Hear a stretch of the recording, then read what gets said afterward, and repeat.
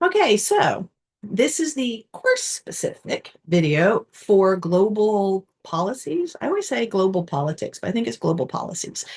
Um, Taught this last term, had so much fun with it. Oh my gosh, do I love this course.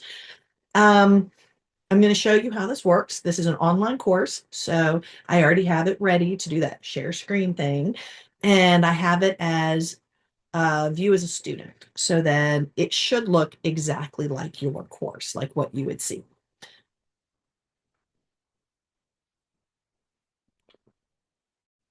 So here we go. Global issues.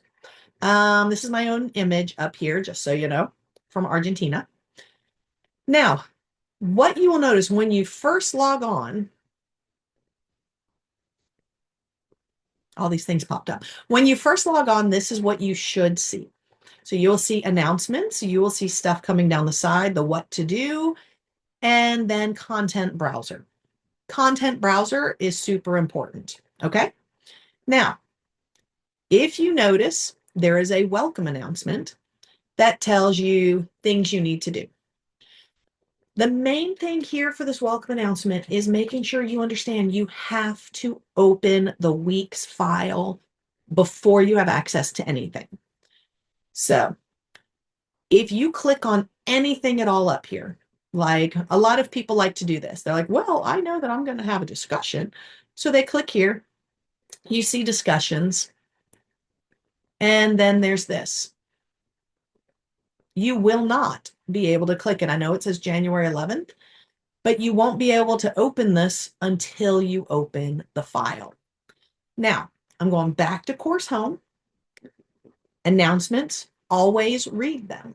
Notice this one says start here. So when you click on this part that says start here, that is how you should start.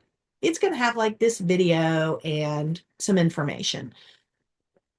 It's also the top of content. Now, if we do the start here because you're following directions, bam, it brings you start here. And it tells you the welcome and syllabus video. That's this one. And then the syllabus quiz. Would you stop it? The syllabus quiz you have to do or week one will not open. So you have to do the syllabus quiz. This also counts as an attendance. So if you have never done this, then I have you listed as non-attending. If you've done this, you have now done an assignment. You are automatically listed as you're attending the course. So you stay in. Now, the other thing I'm going to show you is if you click the content button, this is how I tend to go. Excuse me, Cinnamon. Okay, I go here, and then it puts everything on the side. To me, this makes it super easy. Barely an inconvenience, but really. Anyway, I have the whole term already set. Things might get adjusted here and there, but this is where you go. So start here, welcome syllabus video, this one, and then you do the syllabus quiz. Once you do the syllabus quiz, you will be able to access week one. Now, I am going to exit as a student so then you can see what week one shows.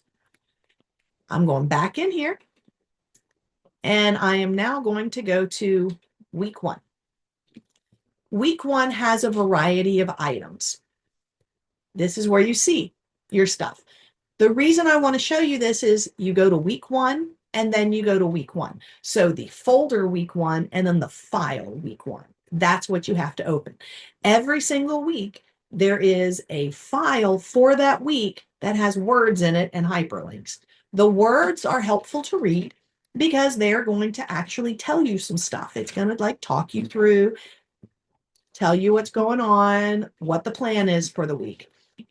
Now, big thing for this class are the discussions. Your discussions are open for 2 entire weeks. So let me go to that real quick.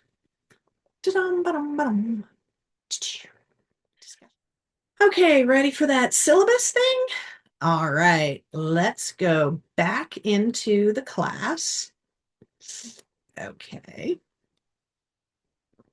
I'm still listening to the cats going all over there. Okay, so I showed you the stuff about content, and there is this important papers and such. If you click there, you've got the syllabus. So now you just click the syllabus and it opens it up for you right here. Currently, I have my office hours listed as Zoom, Thursdays 9 to 2. In the intro, I told you I am now recently on to full-time, so presumably I will get an office, at which point I will update the syllabus.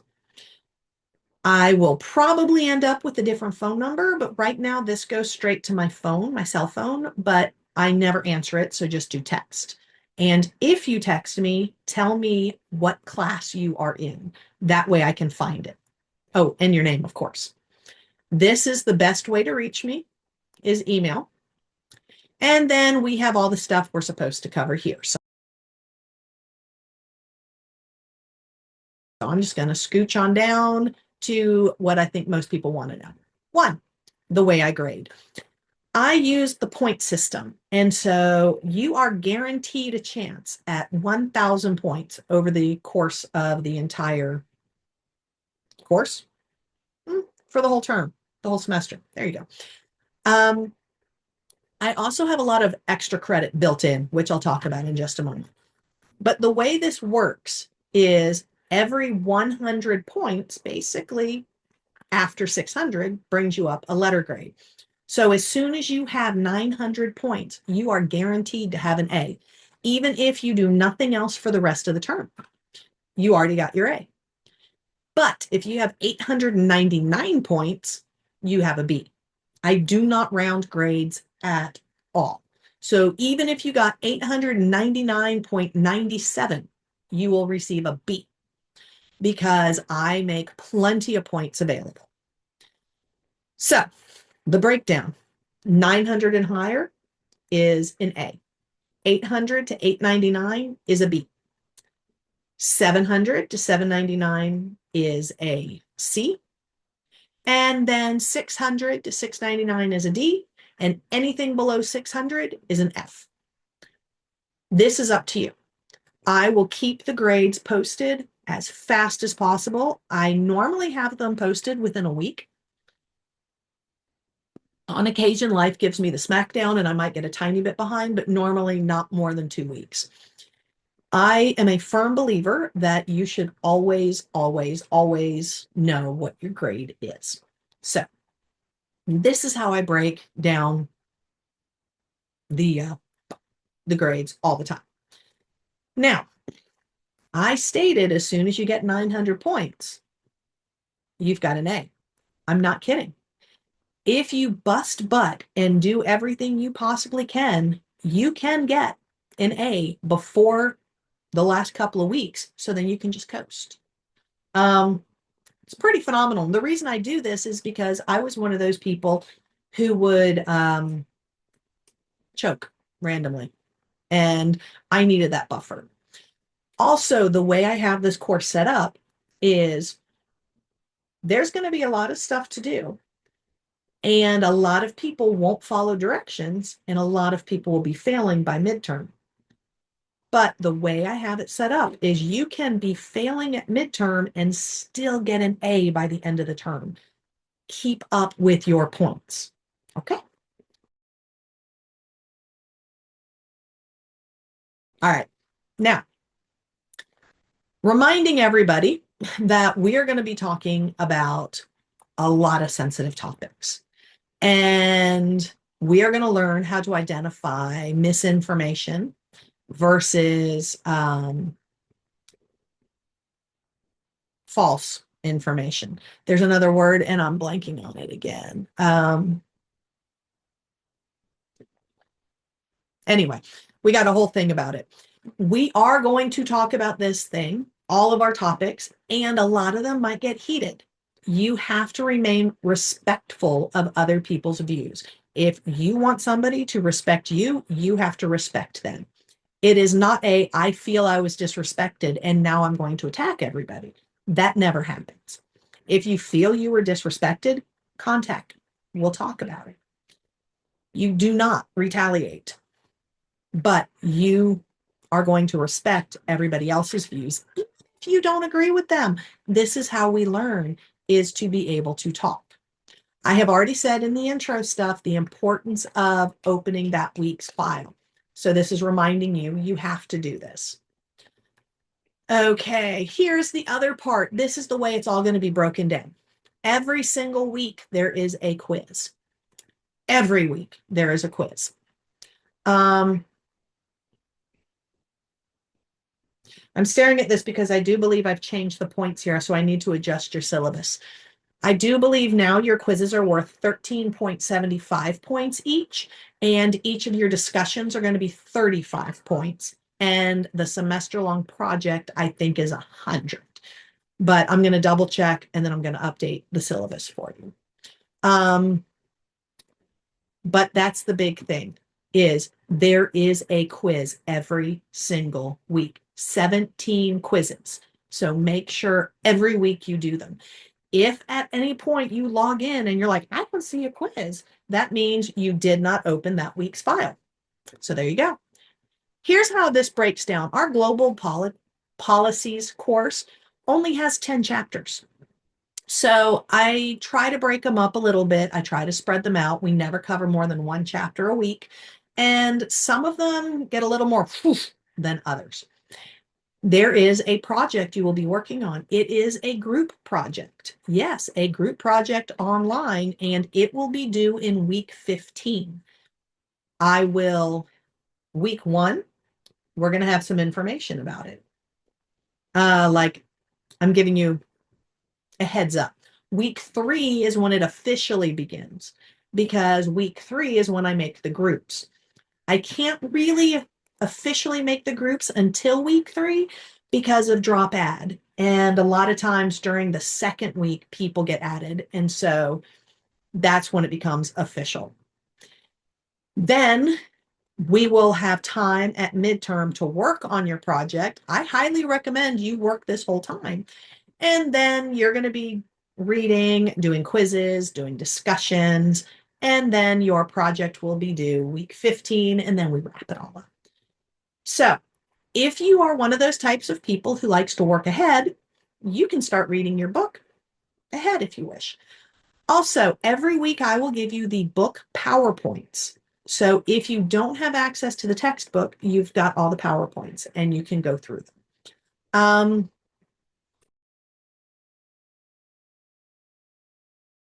Then we have all these basic things. I'm reminding you that what you turn in, if it's a paper, has to be DOC, DOCX, or PDF. I will not accept a screenshot, RTF, any of these types of things. If you attach anything other than the 3 files stated, you will get a 0. You don't really have many of these. I just have this as to cover my butt. Also, all assignments have to be turned in where they are stated to be turned in. You cannot email me the assignment. If you email me the assignment, you will receive a 0. I will only grade assignments turned in the proper location. Okay. Also, all assignments, they're due Friday at 10 p.m., except for the very last week, at which point it's Thursday. But all of the assignments close Friday at 10 p.m. 10 p.m., Friday at 10 p.m., Friday at 10 p.m., Friday at 10 p.m. Why am I repeating this? Because somebody's going to say they didn't know. So just to make sure, here you go. Everything is due Friday nights at 10 p.m. I do not accept late or makeup work. I just don't. You have time to do it, do it. As discussed in the intro video, however, if life is starting to pull you down, contact me ahead of time. If you are a student athlete and you see that you're about to have a whole bunch of stuff coming up and you might get behind, contact me ahead of time. I do not do retroactive. If you realize something's going to happen, your job is to contact me and we work it out so you can work ahead. Not catch up, not make up, but work ahead. That's part of learning how to do things. So, yeah. And then these are all those things that we just simply have to have in the syllabus. So there you go. And then midterm grades. Midterm, I believe, is week 8. It's marked in there in the grades section of Brightspace in your course. You will see a spot that says midterm.